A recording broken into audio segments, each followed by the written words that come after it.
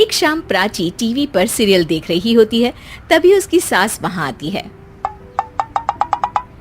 अरे सीरियल में तो ऐसे मग्न है जैसे आज रात का खाना पड़ोसी आकर बनाएंगे। मुझे पता ही नहीं था आपने अपने बेटे की शादी पड़ोस में भी की हुई है। हैं? मतलब? मतलब इस घर में सारा काम बहू ही करती है, आप तो सिर्फ खर्राटे मारती हैं।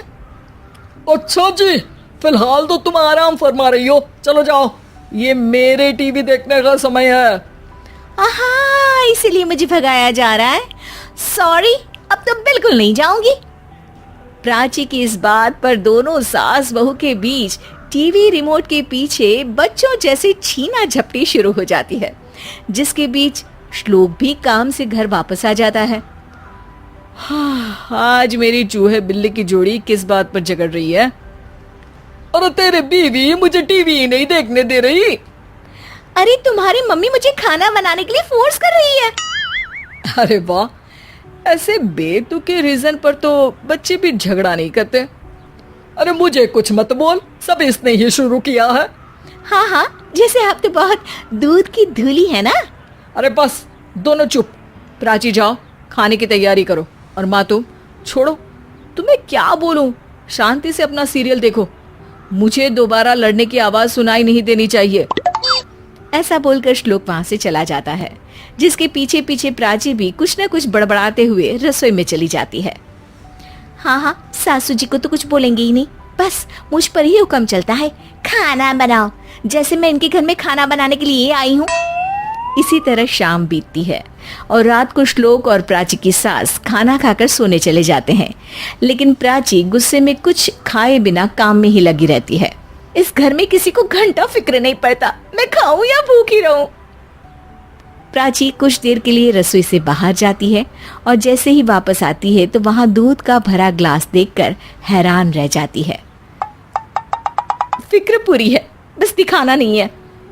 प्राची दूध पीकर सोने चली जाती है और अगली सुबह एक बार फिर सास बहू का कार्टून नेटवर्क स्टार्ट हो जाता है। ये तुमने ही किया है। अरे अजीब जबरदस्ती है, मैं बोल रही हूँ मैंने कुछ नहीं किया। दोनों ने मिलकर पूरे घर को पागल खाना बनाया हुआ है। यहाँ कोई नॉर्मल इंसान तो रह ही नहीं सकता, इसीलिए अब पड़ोसी क्या रिश्तेदार भी घर आने से कतराते हैं। और सुन बेटे, तू भी चंगा, तेरी माँ भी चंगी, तेरी बीवी भी चंगी, रिश्तेदार। हाँ जी, आपको नहीं पता क्या, गंगाधर ही शक्तिमान है, रिश्तेदार ही। हाँ हाँ, बस समझ गया। कभी जानवरों जैसे लड़ेंगी तो कभी जुगलबंदी करेंगी।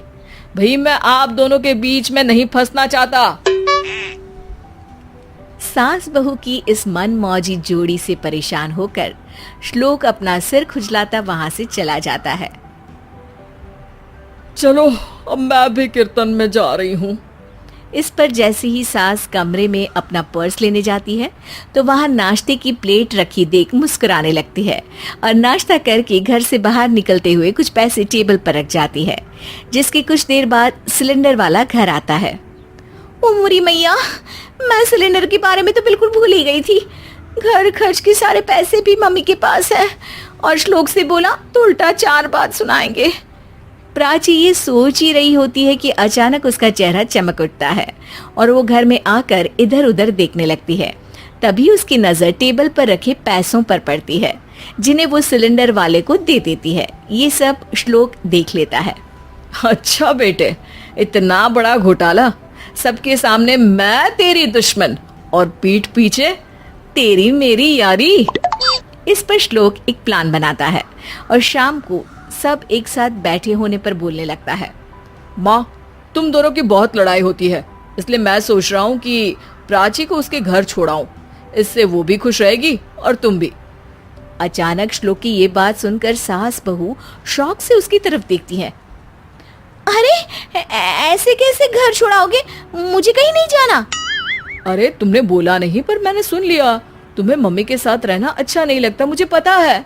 अरे वो अरे, जब बहू खुद कुछ काम बोले तो वो तुझे सुनता नहीं, और अब जो इसने बोला ही नहीं वो तू समझ गया। जब उसे नहीं जाना तो फिर जबरदस्ती क्यों कर रहा है? अच्छा, फिर आपको मौसी के घर छोड़ाता हूँ, बस अब आप दोनों एक घर में एक छत के नीचे नहीं रह सकती। मैं इस टॉम एंड जेरी की जोड़ी को और नहीं झेल सकता। है? ऐसे कैसे नहीं रह सकते? तुम्हें इतनी दिक्कत है तो तुम्हारा बोरिया बिस्तर पैक कर देती हूँ, लेकिन मम्मी जी कहीं नहीं जाएंगी। बिल्कुल यही सुनना था मुझे। अगर दोनों में इतना ही प्यार है फिर हर वक्त ये लड़ाई का नाटक क्यों करती हो? देखा मैंने कैसे माँ किचन में दूध रखती है और तुम उनके लिए कमरे में नाश्ता रखती हो, और कैसे वो पहले ही तुम्हारी दिक्कत समझकर घर में पैसे रखकर बाहर जाती है। अरे भाई, इतना ड्रामा तो डेली सोप में भी नहीं होता जितना तुम दोनों ने इस घर में फैलाया हुआ है। तू हमें टॉम एंड जेरी बोलता है ना, तो याद कर वो दोनों भी एक दूसरे को बाहर वालों की बुरी नजर से बचाने के लिए हमेशा सबके सामने लड़ते थे, लेकिन अकेले में दिक्कत के समय मदद भी तो करते थे। बस हमारा रिश्ता भी कुछ ऐसा ही है। और वैसे भी अगर सास बहू में तू मैं नहीं होती तो दुनिया वालों को कहानियां कैसे मिलेंगी?